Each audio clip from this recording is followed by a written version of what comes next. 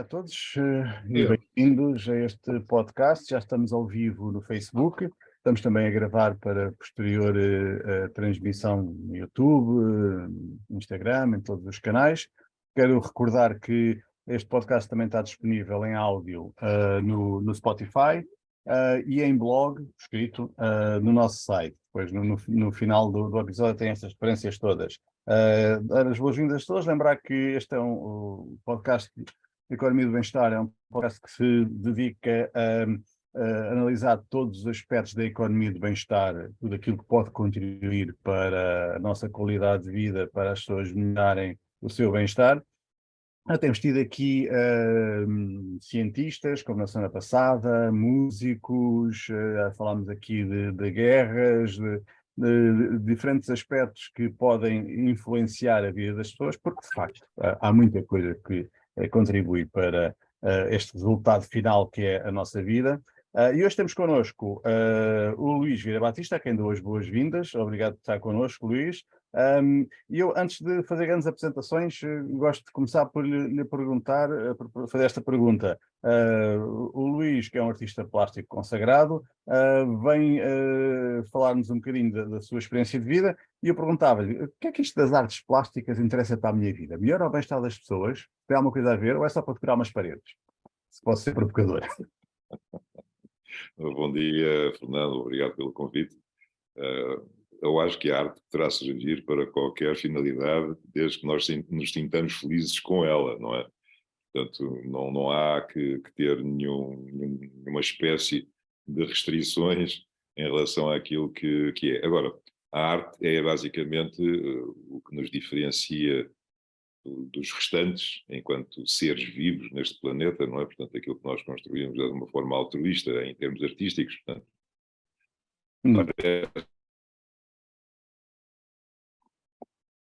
Acho que a ligação do Luís... Não serve para nada, mas serve humanos. Este refúgio que a arte poderá dar a qualquer um de nós é aquilo que me parece que será talvez a sua missão mais importante. E, portanto, ela serve para tudo, não é? Portanto, nós podemos encarar arte, ou podemos nos satisfazer com ela, ou podemos entrar nela nas mais diversas situações da nossa vida, e recomenda-se, digo já. Já voltamos a isso, até porque eu queria saber mais um bocadinho sobre isso do nós. Nós quem? Nós o público, nós os artistas. Já vamos voltar a isso. Queria só dar também as boas-vindas ao Henrique Lopes, que esta semana pode estar connosco. Não foi o caso da semana passada. Bem-vindo, Henrique. Uma vez. E queria ainda dizer que hoje não temos connosco o Álvaro Cidrais nem o José Pereira, que esta semana não podem. Esta semana, logo nesta semana, foi quando o José Pereira fez o lançamento do seu livro de poesia.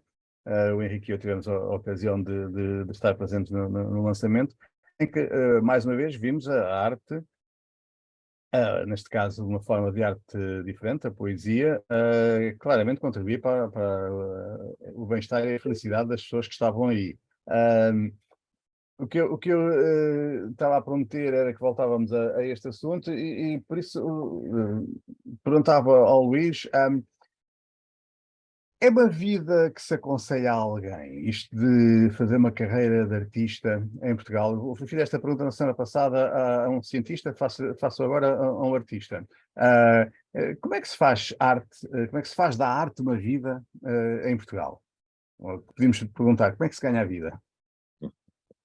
Mas aí está, talvez, aí assim estão incluídas muitas premissas, e também tem a ver com o objetivo do próprio artista. Portanto, nós temos que pensar que eu acho que a arte não é escolhida por nós é que escolhemos a arte no sentido em que é uma plataforma onde queremos funcionar.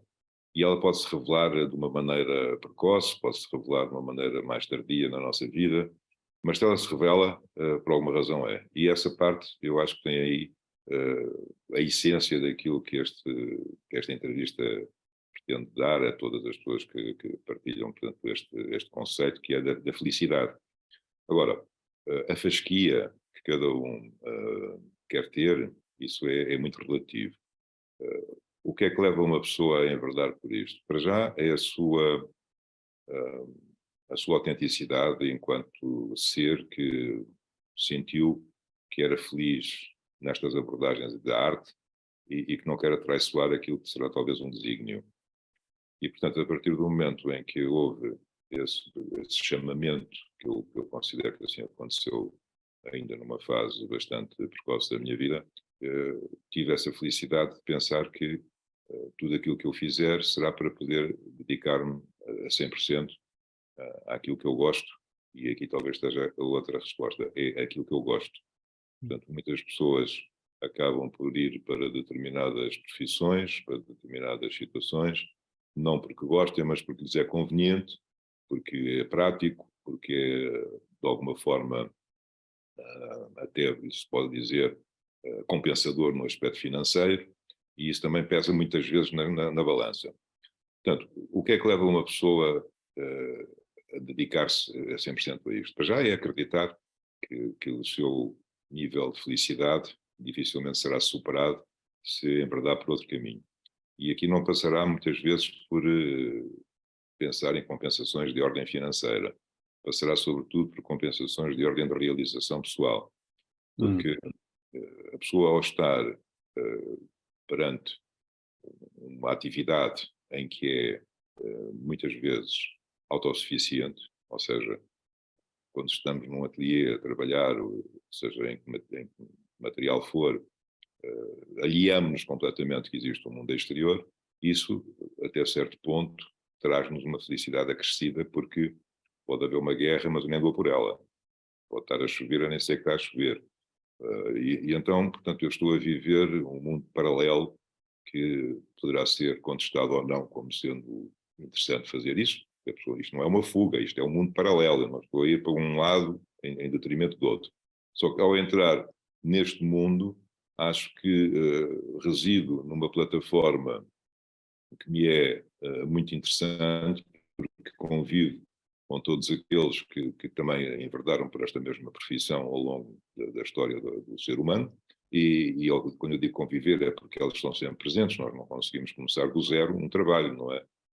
A não ser que eu tivesse nascido num sítio, se calhar, ermo, sei, da África, e que nunca tivesse tido contacto com nenhuma outra civilização, e daí, portanto, eu, ao exprimir-me de uma forma artística, talvez fosse mais genuíno do que aquilo que eu sou hoje.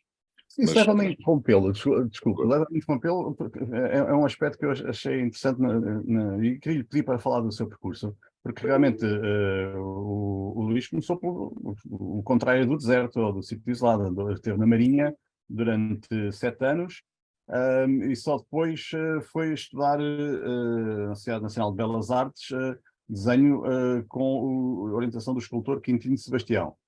Mas depois, a partir dos anos 80, faz uma carreira artística internacional, andou um bocado por todo o mundo ocidental, Zurique, Genebra, Paris, Roma, Toronto, Nova Iorque, e só voltou a Portugal em 90, quando lançou 2 grupos artísticos, que depois lhe vou pedir para falar melhor. Fez, portanto, todo um percurso que levou a ter um reconhecimento, um grau de reconhecimento importante. Foi condecorado com a Medalha de Mérito pela Câmara Municipal de Oeiras. Tem, desde 2017, desculpe, o Salão Nobre da Fundação Marquês de Pombal linda com o seu nome, onde tem obras suas em exposição permanente. E ao longo desta carreira fez exposições um bocado de toda a parte, desde a primeira exposição em 1975, no Casino de Estoril, na Galeria de Arte do Casino de Estoril, até a um número mais de 50 exposições individuais, sem falar com as mostras coletivas. Vou só citar algumas das que me marcaram mais, quando estive a consultar. Teve no Centro Cultural de Cascais em 2018, na Fundação Dom Luís I. Teve em Moscovo, convite da Fundação Tretiakov, no âmbito das celebrações dos 240 anos de relações comerciais e diplomáticas entre Portugal e a Rússia. Mas esteve, por exemplo, também no Vale Vasta Gama a celebrar os 30 anos do visionismo. Não vou ser exaustivo e é só pedir-lhe para nos explicar um bocadinho, contar um bocadinho esta história. Porquê ir para o estrangeiro tão cedo? Não era possível fazer essa carreira cá? Porquê voltar? O que é que... Vou-me calar e vou deixá-lo falar um bocadinho sobre o seu percurso, pode ser? Fernando, com certeza. Portanto, esta tal busca da felicidade ou a busca de nós não nos atraiçoarmos a nós próprios, não é? Que finalmente é um bocado aquilo que eu pretendo fazer cada vez que tomo uma decisão, não cair em muitas armadilhas da vida. Uma daquelas que aconteceu, e só para voltar um bocadinho mais atrás no tempo, no início dos anos 70, foi que havia uma guerra colonial e eu, ao encarar o que ia ser a minha perspectiva de futuro nesse cenário, acabei por tentar resolver essa situação de forma a que eu não tivesse que ir, portanto, cumprir o serviço militar em guerra. Não é deixar de cumprir o serviço militar, é não cumpriu na guerra. E foi por isso que eu acabei por estar 7 anos na Marinha Mercante. Eu faço um contrato com o governo português, vejam bem, o empenho que é preciso ter para uma pessoa acreditar naquilo que eu estou a fazer. Não é? Portanto, são 7 anos de ausência de tudo o resto, porque é um serviço militar de 7 anos, só para não ir à tropa, no sentido da guerra, não é? O que condicionou, obviamente, todo o meu percurso. Eu tinha feito exame de admissão ao curso de Arquitetura de Belas Artes e obviamente, que saí, porque eu achei que era uma estupidez estar a fazer um curso, quando no fim o meu destino não seria fazer projeto, mas sim ir para uma guerra, e nem sabia se inclusive iria regressar, ou em que condições eu iria regressar, não é? Portanto, tudo isto também era óbvio que me preocupava muito. Felizmente para as gerações mais novas é um bocado difícil perceber esta coisa de estarmos em guerra. Felizmente para eles é difícil. Mas por exemplo, eu por acaso gostava de partilhar convosco, tenho aqui assim um livro que eu editei não, foi editado pela MIL, que é um movimento internacional lusófono, o ano passado, e que representa precisamente uma crónica daquilo que foi a primeira tentativa de não ir à guerra com uma fuga para pedido de asilo político na Suécia em 1971. Portanto, eu saí de Portugal em 1971 de uma forma determinada. Portanto, nem aos meus pais eu participei que ia fazer este ato, por várias razões, entre outras porque a PIDE estava naquela altura, portanto, a querer que eu colaborasse com eles de uma forma que eu não achei que podia colaborar. Portanto, eles queriam que eu fosse bufo, sabendo o que é que se passava em determinados sítios, sob pena de não o fazer, o meu pai perder o seu emprego. Portanto, vejam bem até que ponto é que isto era complicado para um jovem como eu. E daí, portanto, acabei por quase que dizer que sim a tudo e não fiz nada porque, entretanto, fugi. Pronto, foi um bocado a minha situação. E só não fiquei porque realmente não quis passar para o outro lado da barricada. E na Suécia isso era um bocado obrigatório. Não foi porque me recusassem o asilo, foi porque, ao fazê-lo, eu iria assumir uma posição que não era a minha, que era pôr-me do lado do inimigo. Eu nunca quis me pôr do lado daqueles que estavam contra os meus irmãos, digamos assim, não é? E daí, portanto, desisti. Eu teria que lá ter ficado 10 anos para poder depois circular livremente fora de qualquer tentativa de Portugal me resgatar como refratário ou desertor, e acabei por voltar antes desse tempo e portanto, ingressei depois nessa fase na Marinha Mercante. Aliás, curiosamente, faz este ano 50 anos que eu entrei para a Marinha Mercante com este tal compromisso, em que, se bem me lembro, querendo parafrasear um bocadinho o Vitorino de Mésio, eu jurava não ser do Partido Comunista e ficar lá durante 7 anos. Portanto, é o contrato que eu fiz com o Estado Novo. E isto era igual para todos, não era por ser eu, não é? Portanto, era assim que as coisas se passavam. De qualquer das maneiras, portanto, a partir daí, eu depois, quando vou mais tarde e acabando, eu já sabia o que é que queria fazer quando vou para a Marinha Mercante. Isso é que é importante pensar, não é? Portanto, eu não decidi a minha vida depois da Marinha Mercante. A Marinha Mercante foi um momento em que eu tive que cumprir este dever cívico para com Portugal. E foi ótimo para mim, há que dizê-lo, adorei convívio com aquelas pessoas que eram os meus colegas de bordo, aí a vida a bordo, aquilo que eu tive hipótese de experienciar, sobretudo a nível das relações humanas. Naquela altura, portanto, éramos só portugueses que podíamos estar a bordo dos navios, e esse contacto fez-me pensar que realmente éramos todos importantes, independentemente de sermos marinheiros, sermos oficiais, sermos comandantes, sermos o que fôssemos, porque no navio estamos todos no mesmo barco. Daí vem a expressão, não é? Quando precisamos de ajuda, ela terá que aparecer, não importa de quem, não importa qual é o cargo, é um de nós que está lá dentro. E depois, quando eu resolvi ao sair também em 1979, portanto, eu saí em 79, quando acabei o meu último tirocínio, obrigatório por lei, e reparei que, e isto muitas pessoas não sabem, e possivelmente o Fernando também não está a par, e daí a sua curiosidade, em Portugal, naquela altura, sabe quantas galerias de arte é que havia? Contando com Açores e Madeira. Imagino Seis. pouca. Seis galerias de arte. Seis. Meia dúzia, ok?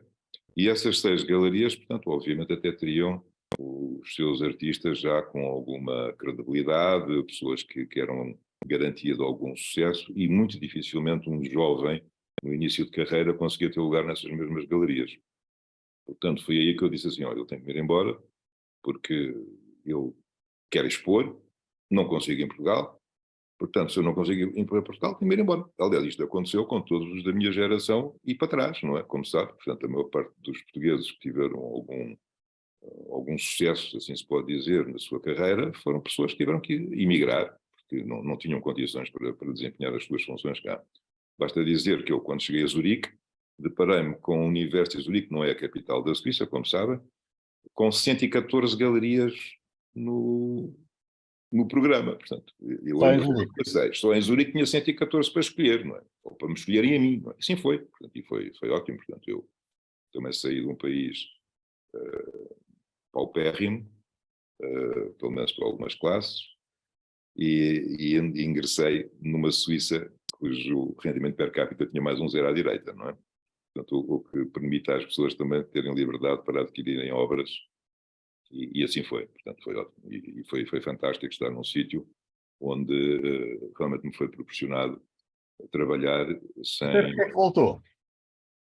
Porque o meu pai faleceu, e, e faleceu por uma situação que infelizmente ainda hoje é recorrente. Foi para o Hospital de Faro com o início de um aneurisma da artéria aorta e foi deixado numa marquesa durante mais de 48 horas sem ninguém o ver, e a partir daí houve a falência de todos os seus órgãos, porque não havia corpo médico em condições nem suficiente no Hospital de Faro, porque estávamos no mês de setembro, e nessa altura, portanto, os médicos estão de férias, a população é de 2 milhões no Algarve, comparativamente com os 200 mil que são durante o outro período do ano, e, portanto, não há condições para que o corpo clínico consiga tratar dos seus pacientes que entram no hospital. E o meu pai entrou com uma informação que tinha sido feita pela ambulância que o levou para lá, que ele estava na praia de Monteouro, quando lhe deu um desmaio, a dizer que estava com uma tensão arterial de 3,2, imagino bem. E mesmo com esta informação, ninguém lhe tocou. A minha mãe, eu não estava em Portugal, eu já estava a viver no estrangeiro nessa altura, como sabe, não é? E tentava saber informações e dizia, ele deve estar, que ele está com... Ele deve ter stress, deve ter stress. E nunca ninguém o tratou, não é? E o meu pai acaba depois de falecer no Hospital de São José. Ele nunca tinha tido uma doença na vida e podia não ter falecido, atenção, porque a artéria aorta não rebentou, ela estava com aneurisma, mas esse aneurisma não é fatal neste momento, se for logo intervencionado. E não foi. Portanto, e eu fiquei pela minha vida, isto foi realmente uma coisa tão grave que eu desisti das minhas expedições todas, e inclusive divorciei-me, eu estava casado com uma suíça naquela altura, e vim para Portugal porque achei que isto não fazia sentido nenhum, perder um pai jovem. Meu pai tinha 64 anos quando faleceu, e portanto a minha mãe 58. Eu hoje, que sou mais velho do que eles todos, faz-me confusão pensar que eram realmente uns jovens comparado com aquilo que eu sou, não é? Isto marcou-me tanto na minha vida, porque acho que pais não há mais nenhum, a não ser aqueles que nos criaram, não é? Portanto, e daí, portanto, decidi retomar a minha vida de novo em Portugal, e pronto. E também, como diz Fernando Pessoa, nós estamos cá por permissão ou por castigo, e eu acho que estou a reunir as duas situações, estou aqui por missão e por castigo. E nos anos 90, quando regressou, o país já tinha outras condições, ou estava na mesma? Não, estava melhor, definitivamente. Começaram a haver, portanto, muitas exposições em câmaras municipais, em companhias de seguros, em juntas de freguesia, galerias a abrir. Houve realmente um grande boom que se repercutiu, inclusive, na Expo 98, não é? Que tivemos aquele grande sucesso e as pessoas estavam a acreditar. Depois houve um problema grave. Passado pouco tempo, no início deste século, tivemos um primeiro-ministro chamado Durão Barroso, que disse que estávamos de tanga. E as pessoas assustaram-se. Disseram, epá, se calhar não convém a gente estar a comprar algo que, de alguma forma, nos possa depois condicionar o capital no futuro. E este aviso e a sua partida de Portugal daquela forma bruta que todos nós nos recordamos, para desempenhar funções, deixando o país à deriva, acabou por condicionar depois todo aquele impulso positivo e otimista que estava a haver, que era uma coisa realmente bastante agradável. Nós sentíamos felizes e contentes por ser portugueses, e de um dia para o outro achámos que estávamos outra vez à deriva. Pronto, e assim foi. E, portanto, isto houve ali assim um momento de subida e depois uma queda à bruta que veio... E é nesse momento, se eu bem percebi, é nesse momento de subida que o Luís lança estes dois grupos artísticos, desculpa, o Visionismo e o Artitude.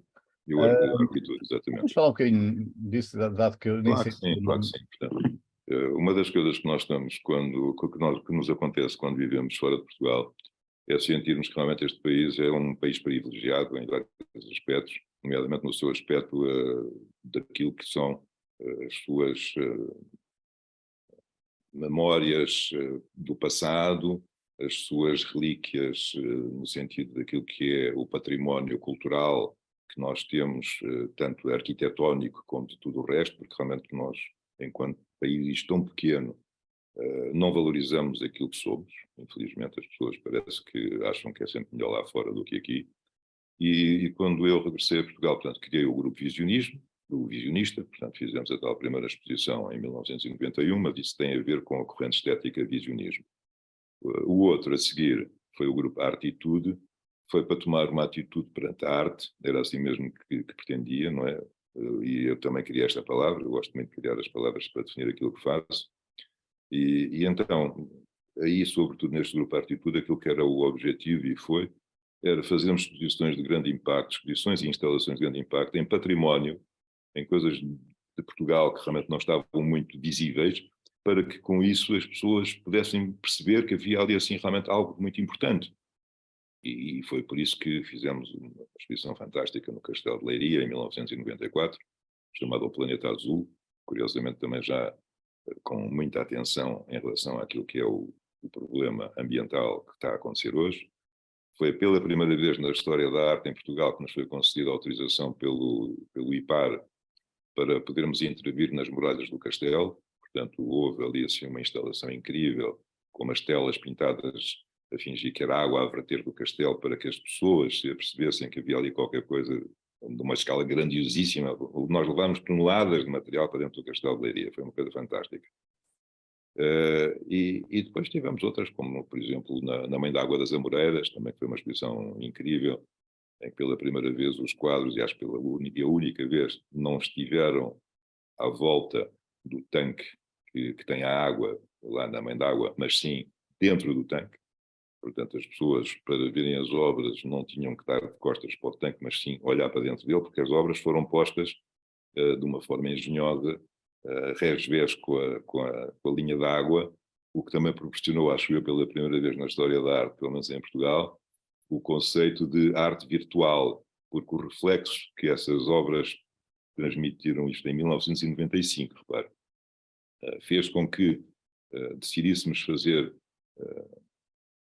peças invertidas, digamos assim, para que elas só tivessem sentido quando víssemos o seu reflexo na água, o que então provocou um espanto enorme da parte das pessoas, porque estavam a ver um quadro em frente dos olhos e depois olhavam para dentro da água e viam outro, não é? Porque havia elementos que só eram perceptíveis no seu reflexo dentro da água, não é?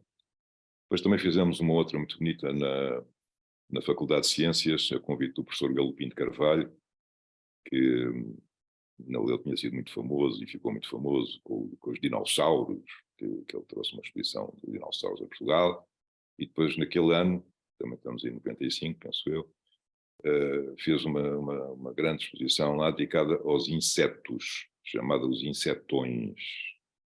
E então havia, portanto, insetos robotorizados do tamanho de dinossauros, curiosamente. Não é? Portanto, havia assim, louva-a-Deus gigantes e havia tudo aquilo que nós estamos habituados a ver no microcosmos, no macrocosmos. E uma das salas tinha que ser passada a ciências, e como se lembrar, houve um incêndio muito grande na Faculdade de Ciências nos anos 60, ficou quase reduzida a cinzas muita do seu recheio. E esta sala, que era uma sala enorme, com 2.800 metros quadrados de superfície, ainda estava toda preta porque não tinha sido restaurada. Estava ainda, portanto, numa fase bastante visível daquilo que tinha sido o ensino que eu tinha consumido umas décadas antes. Mas a gente em Portugal faz as coisas devagarinho e ali também ainda não tinham sido feitas as obras para consolidar a situação. Então lembrámos-nos de que estávamos a fazer algo num sítio que se calhar já nos estava a dizer que era para ali que tínhamos que ir em termos da escuridão. Então resolvemos calafetar todas as janelas, tratar de tudo de maneira que ela ficasse mesmo escura como o breu, e construímos, através de um sistema mesmo realista, com fio de algodão, uma teia de aranha gigantesca que ocupou todo o local da sala.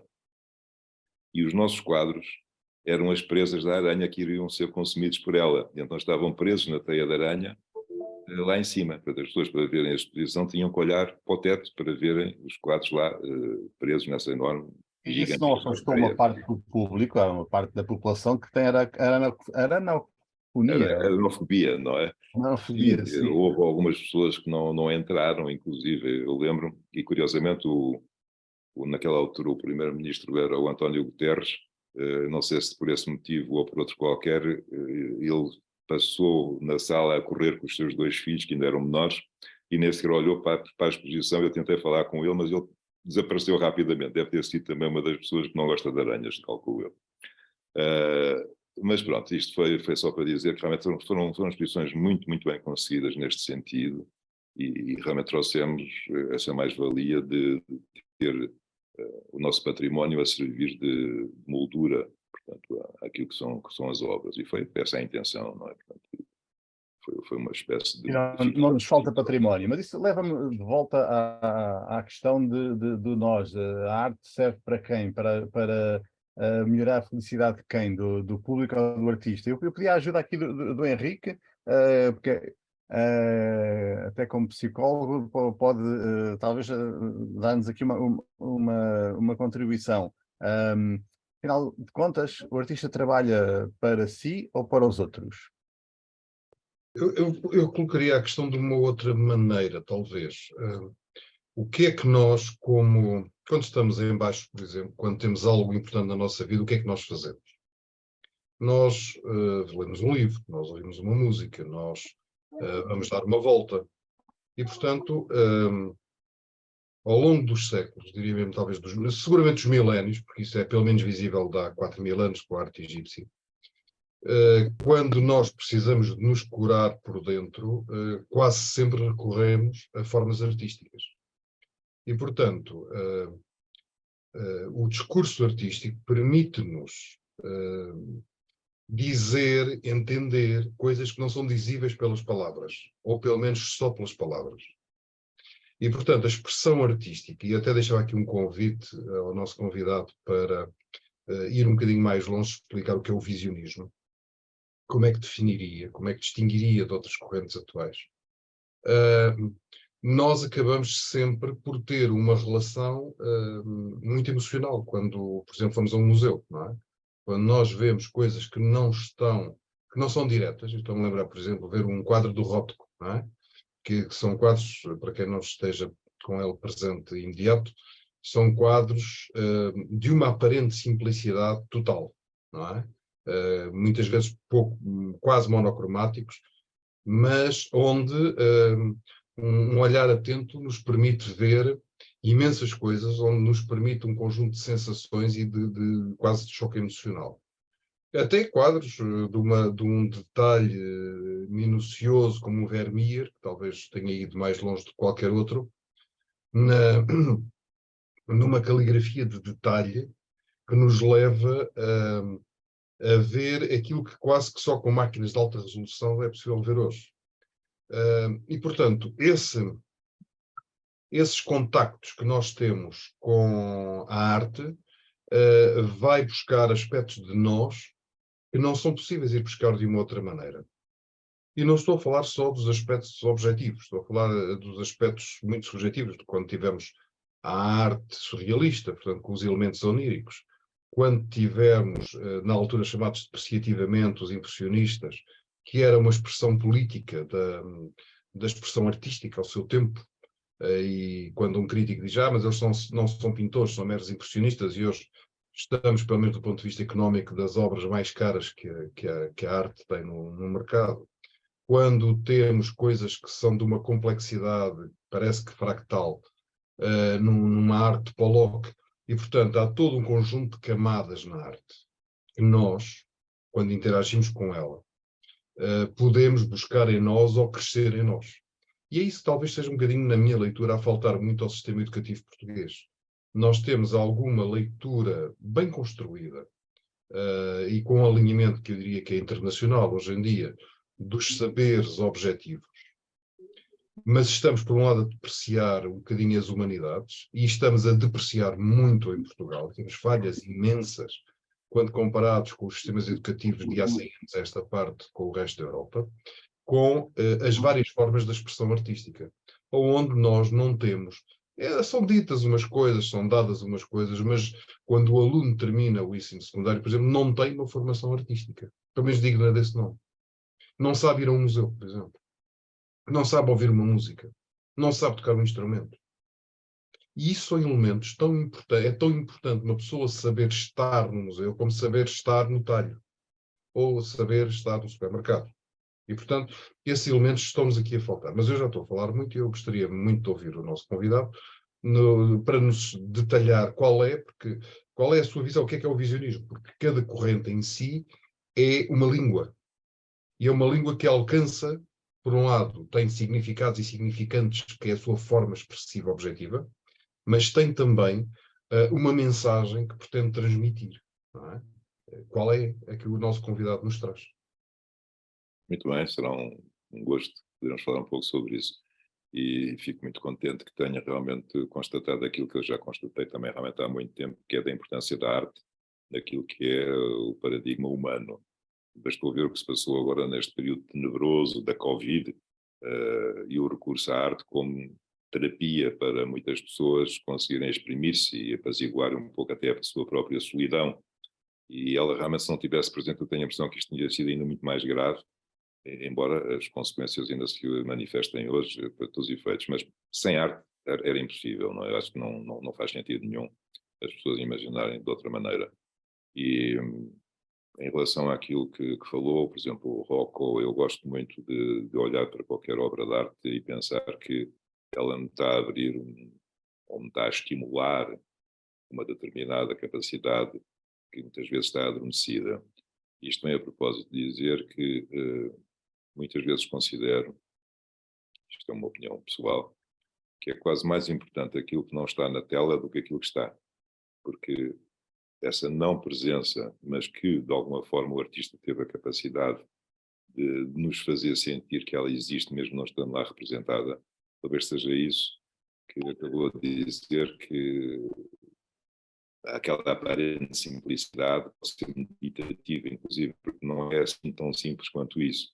Portanto, ela toca em determinados pontos-chave que nos abrem, portanto, as portas da percepção. E essas portas da percepção são realmente diferentes de pessoa para pessoa. Há pessoas que gostam, portanto, de olhar para um quadro e ele, sem ser muito marcante da parte do artista que o compôs, algo que lhe faz sonhar através desse mesmo quadro. Depois há aquelas que gostam da minúcia do Vermeer, ao ponto de estarem a ver um quadro com todo aquele detalhe, como se estivessem a ver à lupa o que é que se passava naquela época na Holanda.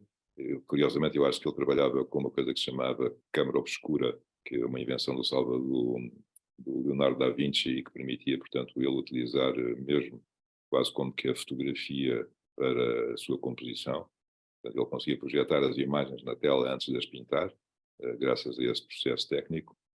Depois o Jackson Pollock, através dos seus drippings, vai realmente, quando o movimento é repetitivo, como era o caso, criar fractais dos movimentos anteriores, e portanto há ali uma sobreposição de imagens, e nós, quando estamos a olhar para um quadro do Pollock, eventualmente vamos olhar para uma teia de arabescos, que muitos deles são iguais, embora a cor possa ser diferente e o seu tamanho também, e que nos fazem entrar na tela de uma forma progressiva. Portanto, isso são tudo momentos de grande particularidade, e ainda bem que é assim, porque cada um de nós já de escolher o artista ou os artistas com os quais mais te identificam. No caso do visionismo, o visionismo surgiu numa fase da vida em que nós achamos que já chega de estar a fazer mais do mesmo.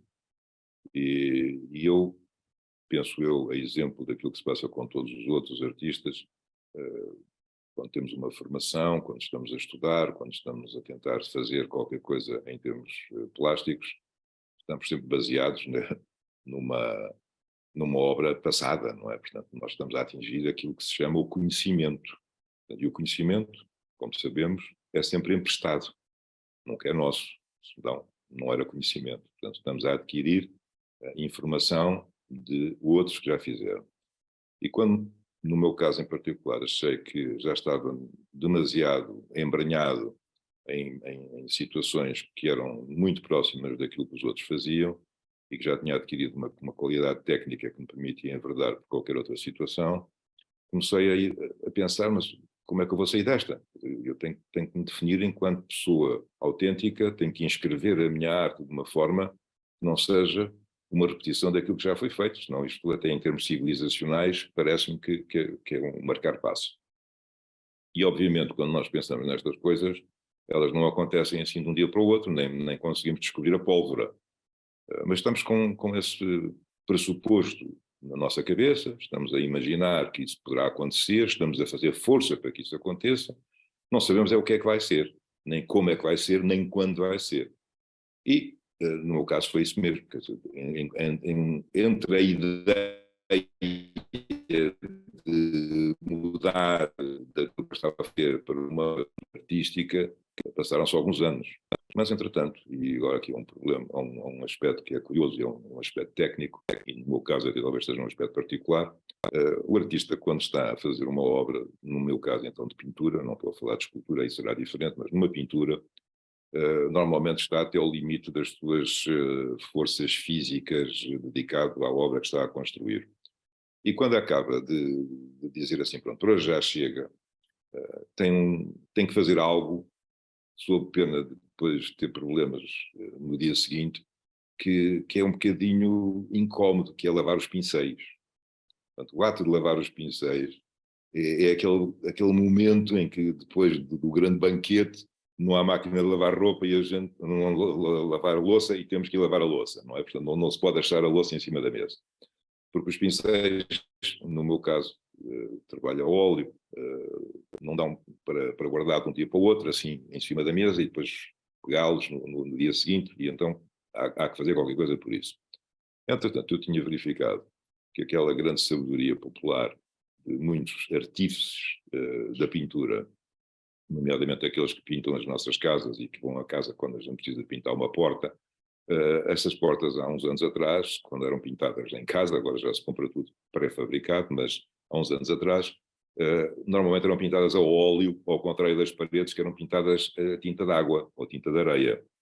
E eu verifiquei um dia que uma pessoa que tinha ido à casa dos meus pais fazer pintura ou restauro das portas lá do apartamento onde nós vivíamos, que, como não conseguiu trabalhar num só dia o que foi contratado para fazer, deixou ficar os seus pincéis sujos de óleo dentro de um copo com água, ou de uma lata com água, porque realmente a água não se mistura com o óleo, como nós sabemos. E, portanto, no dia seguinte, quando ele chegou, sacudiu a água que tinha nos pincéis e eles estavam ótimos para trabalhar. Isto é fantástico. Portanto, a água e o óleo, ao não se misturarem, vão permitir que eu não tenha que passar por aquele suplício todos os dias de ter que ir lavar pincéis quando acabo de trabalhar. Então, comecei a utilizar o mesmo sistema. Portanto, todos os dias acabava de trabalhar e punha os pincéis dentro de um copo com água. E estava eu a fazer um trabalho muito grande, e eu, como não tinha ateliê em casa dos meus pais, trabalhava na mesa da sala de estar, na horizontal, quando o quadro era muito grande para conseguir chegar a determinados locais, e tinha, obviamente, ao lado, portanto, esse tal recipiente, que era um copo grande, um jarrinho, digamos assim, com os pincéis, onde, como devem calcular, aquilo fica uma água gordurosa, não é? Porque aquele óleo que está ligado aos pincéis liberta-se, mas embora não se misture, mas está lá. Portanto, fica assim uma coisa com um aspecto até um bocado estranho. Sem querer, como é óbvio, toquei nesse mesmo copo e entornei-o para cima da minha tela que estava na horizontal e que eu estava a trabalhar. Em resumo, chamei todos os nomes que me vieram à cabeça porque tinha acabado de arruinar o meu trabalho. Eu estava ali assim há sei quanto tempo a fazer uma coisa que eu achava que estava a ser bem conseguida e de repente, porque aquele óleo agarrou-se logo à trama da tela. E então ficou ali uma mancha incrível. A água desapareceu porque caiu para o chão, mas o óleo ficou lá. Epá, isto é uma coisa fantástica, porque eu gosto mais desta mancha do que aquilo que eu estava a fazer. Eu sei que aquela sincronia do acaso, que foi a minha epifania, foi uma sincronia do acaso, foi o nascimento do visionismo. Não, foi mesmo isso. Portanto, eu, a partir do momento em que eu vejo as potencialidades de uma aguada de óleo, que é o termo, poderem realmente servir de impulso para o momento criativo, tornou-se uma luz mesmo que eu andava à procura. É mesmo isto, finalmente. Então, e aqui é interessante porque, obviamente que isto não aconteceu depois, assim, de um dia para o outro, porque houve ali, assim, vários fatores que tiveram que serem contabilizados, houve muito estudo, mas o que aconteceu foi isso mesmo. Eu fiz durante anos e anos e anos as minhas tintas, as cores que eu queria dentro de vários recipientes individuais e depois despejava-as para dentro de um copo com água. E depois vertia esse copo com água em cima de uma tela na horizontal e via o que é que aquilo dava. Depois, como eu não conseguia chegar aos sítios todos e interessava-me que o motivo branco da tela ficasse tapado com a tal mancha, lembrei-me de soprar. Mas não dava para soprar com o meu fôlego. Então vamos utilizar um secador de cabelo. Pronto, e assim foi. Eu, a partir dessa altura, despejo as tintas para cima da tela, misturadas com água, e depois com um secador empurro para que aquilo ocupe praticamente toda a superfície que me interessa ocupar. E, logicamente, esse movimento vai fazer com que as cores, ao misturarem-se, vão criando formas, mais ou menos. Cada um verá as suas. Poderão até ser, inclusive, abstratas. Eu posso assinar o meu quadro depois de fazer a mancha, não tenho necessidade de utilizar pincéis, não é? Poderá ser por aí. Mas acho que posso ir mais longe.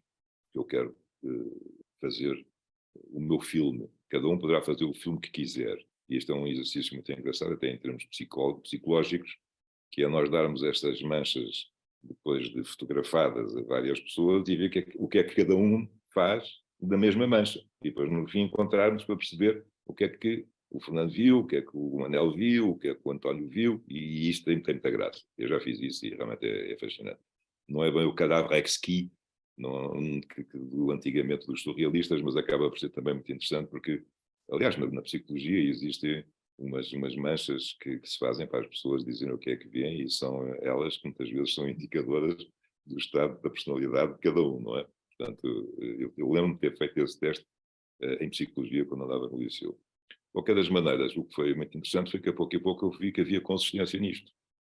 Nomeadamente, o Leonardo da Vinci, para estimular o processo criativo dos seus discípulos, levava-os para fora do seu ateliê. Havia lá um muro muito velhinho, com resíduos de cal e com muitos musgos e umas pedras caídas e tal. E ele perguntava sempre: o que é que vocês veem ali?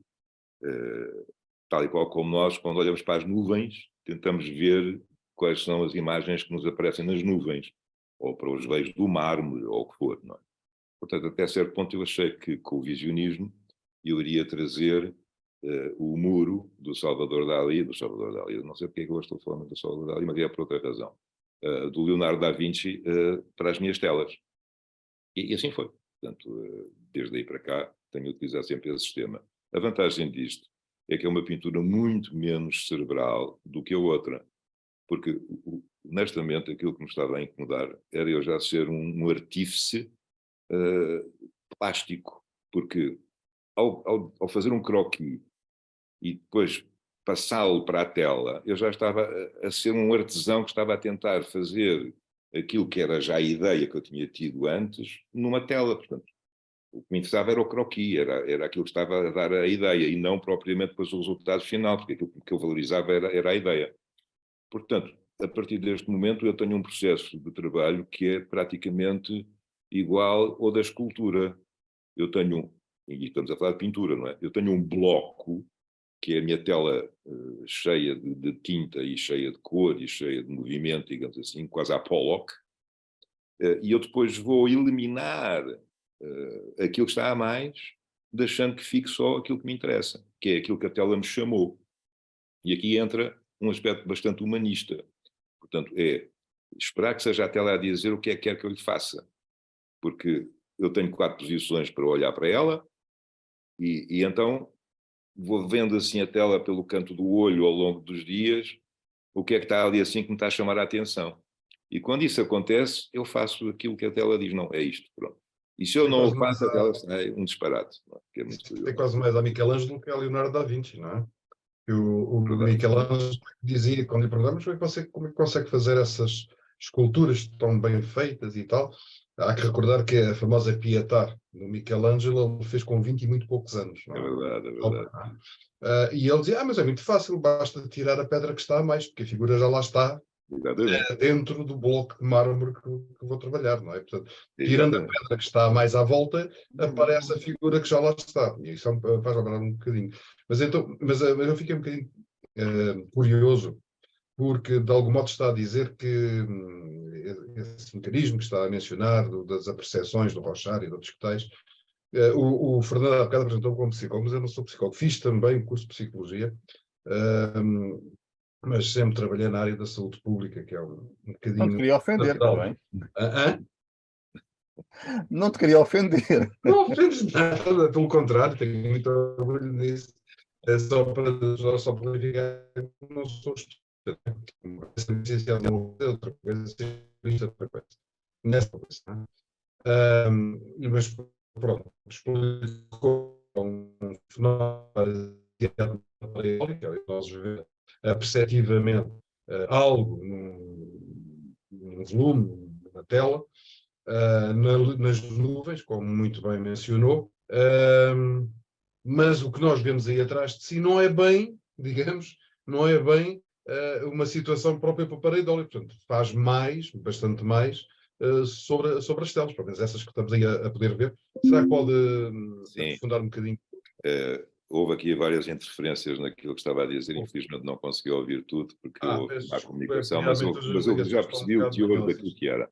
Portanto, a pareidolia, não é? Que o nosso cérebro acaba por ir à procura de imagens. Significações, não é? Vai descobri-las no meio das nuvens, não seja onde for, essa frase é fantástica.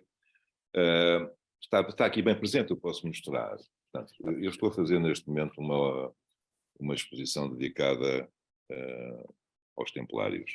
Isto pode parecer assim um pouco vago, porque os meus templários não são os templários de há 800 anos atrás, são os templários que vêm de novo numa espécie de avatar ao século XXI, resolver um problema que é gravíssimo, que é os oceanos estarem em más condições e quando o oceano fica encalhado, se assim se pode dizer, a vida também vai encalhar e nós não conseguimos sobreviver sem os oceanos. Portanto, a derradeira missão dos templários, isto é uma parte artística, será ir virem cá a Portugal para resolverem o assunto com a nossa ajuda, enfim. Isso é um bocadinho a visão do Quinto Império, não é?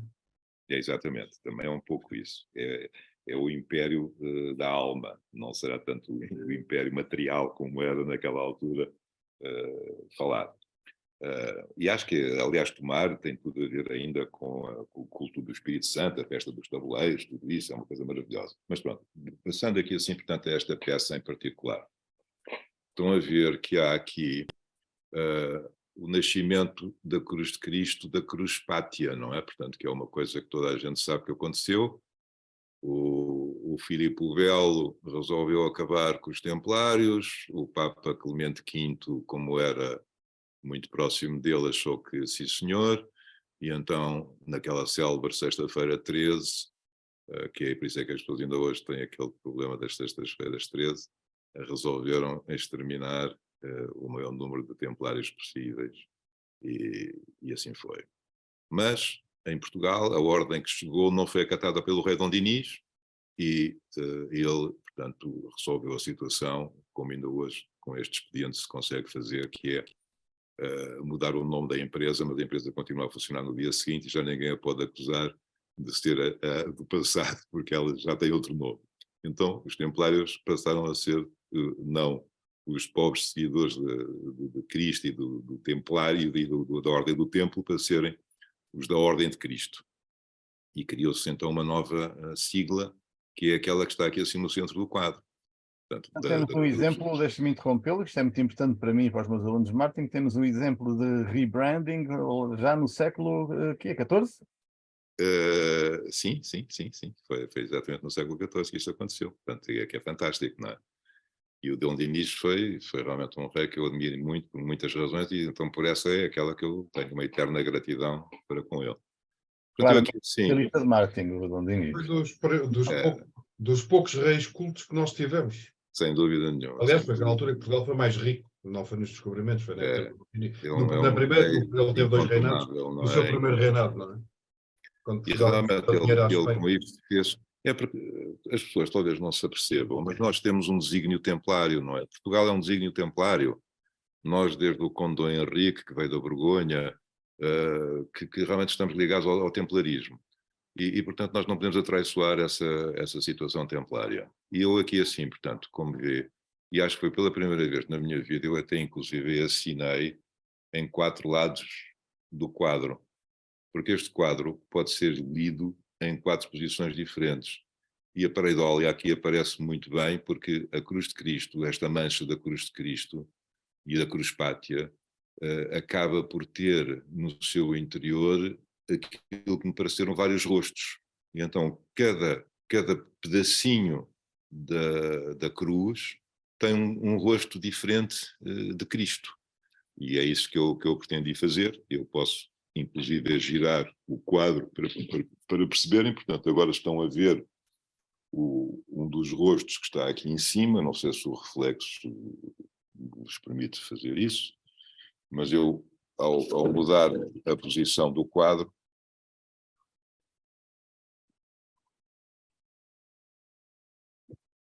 vou encontrar, não sei se estou lá, outro rosto. E o de cima é sempre o que se vê pior, por causa do reflexo. Os laterais. Sim, talvez esteja melhor, não? Sim. Não sei, pronto. Mas pronto, é só para dizer que cá está, portanto, como veem, portanto, esta atitude de encontrar um rosto ali escondido no meio da mancha é a pareidolia no mais puro dos seus desígnios, não é? E realmente ela aparece nos outros lados todos, não é? Portanto, e é a cruz de Cristo que está aqui. No outro trabalho que eu tenho aqui assim ao lado, obviamente que eu, quando estou à procura de alguma coisa, facilita a minha vida quando eu já estou à procura de algo e não num número infinito de possibilidades. Portanto, eu aqui estou à procura de coisas que me façam ter referências ao templarismo. E daí, portanto, vou à procura. Olha, está aqui assim uma senhora que me parecia quase a Santa Maria, e como ela era a padroeira dos templários, que é engraçado. E depois está com uma cara escura. Mas é engraçado porque ela está com uma cara escura porque se calhar tem a ver com a deusa Ísis, que é aquela que influenciou, portanto, a inclusão da Santa Maria no universo canónico católico ou cristão. E então até pode ser, se calhar, a própria Maria Madalena, não sei, porque eles gostam muito da Maria Madalena, os templários. Depois tenho aqui a cruz pátia que aparece no corpo dela, que está assim muito perfeitinha, já não tanto neste mergulhador, que é um avatar templário que vem aqui assim para resolver os assuntos da nossa situação, como eu acabei de dizer, nos oceanos. E depois aqui assim deste lado também me apareceram umas escadas, que não sei se conseguem ver, que são os Reis Magos, que também estão aqui assim no canto superior esquerdo da tela. Portanto, isto é a própria tela a dizer-me faz isto, faz aquilo, faz aquilo outro, não é? E é assim que tem acontecido. As manchas, como eu acabei de dizer, são feitas por mim, não é? Mas também temos outro tipo de manchas que aparecem na natureza e que eu, por acaso, consegui agora, há pouco tempo, descobrir que existe no mercado um produto fantástico que é uma tira de pedra que é tirada da clivagem do xisto. Portanto, o que nós estamos aqui assim a ver neste momento, e curiosamente estamos a falar de uma obra que tem a ver com a Capela Sistina. Estamos a falar, não sei se conseguem ver muito bem, às vezes como por causa da luz e não estar aqui. Não sei se Vê bem, vê-se melhor.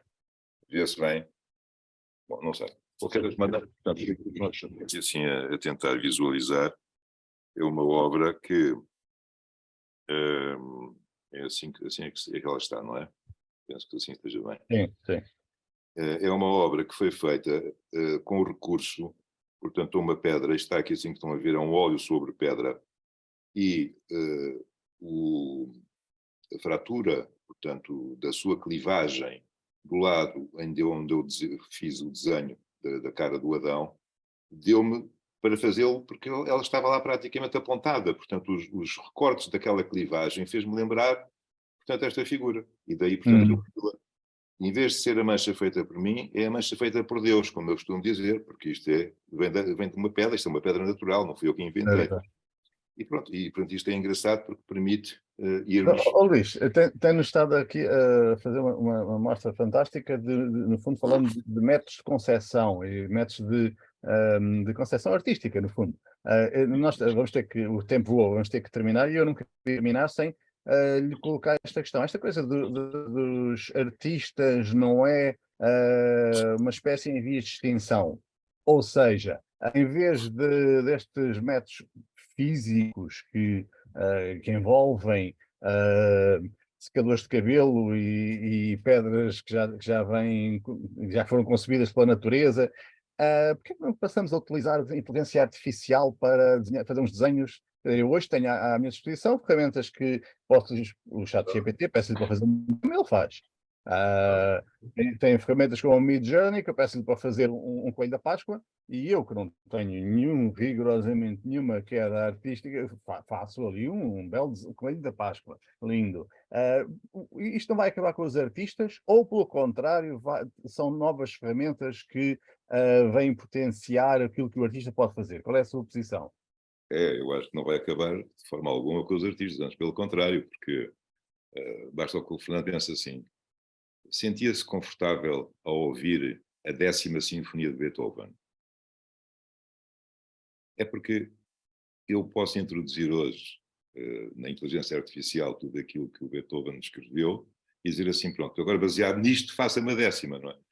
Mas ele não tem a alma do artista. Eu acho que a alma do artista vale o que vale, o Bach dos egípcios, ou aquilo que nós quisermos, tem que estar presente, não é? Nós não conseguimos estar a dissociar-nos disso. Eu, quando ainda há bocado se falou no rock ou no Pollock, nos outros artistas todos, eu sinto que havia uma entidade por trás deles, agora uma inteligência por trás disso, que não é uma inteligência humana, embora tenha sido criada pelos humanos, e há que não esquecer que em 5 minutos nós conseguimos carregar 5.000 anos de informação dentro de uma inteligência artificial, mas estamos a cair naquilo que é o que eu disse ainda há pouco, é a diferença entre conhecimento e sabedoria. E o conhecimento poderá, de alguma forma, trazer-nos algumas obras, mas eu acho que elas serão sempre frias, porque é a sabedoria que vai depois transmitir qualquer coisa. Há aqui um aspecto que eu não sou completamente autista nem cego em relação àquilo que o Fernando diz. Eu acho que vai ser muito difícil nós descartarmos a questão da inteligência artificial. Até porque eu sempre quis fazer as minhas coisas através de um programa informático que eu acho que é o mais completo de todos, que é o meu cérebro. Portanto, tenho sempre esta situação de não estar limitado a um determinado programa que para todos os efeitos, é sempre inferior ao meu. Mas isto é um conceito que vai acabar, atenção, porque a inteligência artificial pode galopar para um patamar tal que, curiosamente, vai fazer, inclusive, que a minha capacidade cognitiva diminua. Porque eu, quando já tenho a papinha toda feita, já não tenho que puxar tanto os meus neurónios. E temos aqui um psicólogo que é capaz de perceber o que é que eu estou a dizer. Mas Portanto, não praticante. eu imaginei assim atrás uma imagem do Wagner, não é? Portanto, e acho que o Wagner É, é bom olho, bom olho. é daqueles que a gente também se sente empolgados. Eu ouço o Navio Fantasma, eu ouço Encontrei numa Valquírias, ou não sei o feira de quê. Estugarda de um indivíduo que vendia coisas velhas e não fazia ideia de quem era. O que é Aquela fantástico, não boininha é? é incontornável. Eu lá na Fundação Marquês de Pombal tenho uma obra dedicada precisamente à mitologia germânica, e uma coisa que eu gostaria de dizer aqui assim, que eu acho que é talvez aquilo que vai servir de mote para nós ficarmos bem dispostos. O Wagner tinha uma expressão que ele dizia que era a arte total. E a arte total em alemão é o Gesamtkunstwerk. É uma palavra que é composta por 3 palavras, portanto, Gesamt é juntos, Kunst é arte e Werk é o trabalho, arte total. E ele achava que a arte tinha que ser total. E nós não podemos, de maneira nenhuma, na arte, pôr o homem de fora. Eu acho que o homem tem que estar por dentro, não é? E, portanto, eu considero que isto também vai fazer com que os artistas se sintam ainda com mais garra para agarrarem nos seus trabalhos e produzam de uma forma assertiva e humana aquilo que realmente lhes foi dado como vocação, como dom, porque o resto da humanidade vai sempre agradecer. Os artistas, embora cá em Portugal nós tenhamos um termo depreciativo para os artistas, não é? O tipo é um malandreca, é um artista. Talvez seja o único país do mundo onde isso Mas nós sempre acontece. tivemos, é uma questão muito cultural, nós sempre depreciámos intencionalmente na cultura portuguesa, e isso é visível desde o Estrabão. Ainda não havia Portugal, nem pouco mais ou menos. Sempre depreciámos o conhecimento, não é? É verdade. Nós fomos o único povo, tenho a impressão, na Europa que cria ditados populares como um estudante é um burro recarregado de livros, não é?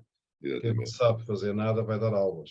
Exatamente. As coisas do género. Quem não sabe dar aulas, escreve livros, não é? Pois, exatamente. Há Acho que um culto da ignorância que já o Estrabão se queixava dela no século II, quando fez o seu périplo, não é? O livro em que descreve os povos do Império, e quando visita o que hoje é o norte de Portugal, diz esse povo que nem se governa, nem se deixa governar, e ao fim de 200 anos de contacto com o Império, entenda-se, não adquiriu os hábitos do bem nem do teatro, entenda-se, portanto, a romanização. Não é? Portanto, havia uma resistência, sempre houve uma resistência, que mais tarde o Gondinis se queixa, e por isso vai estar para Bruges e para Lyon. Mais tarde, a rainha Filipa de Lencastre se queixa e manda os filhos estudar para a atual Inglaterra.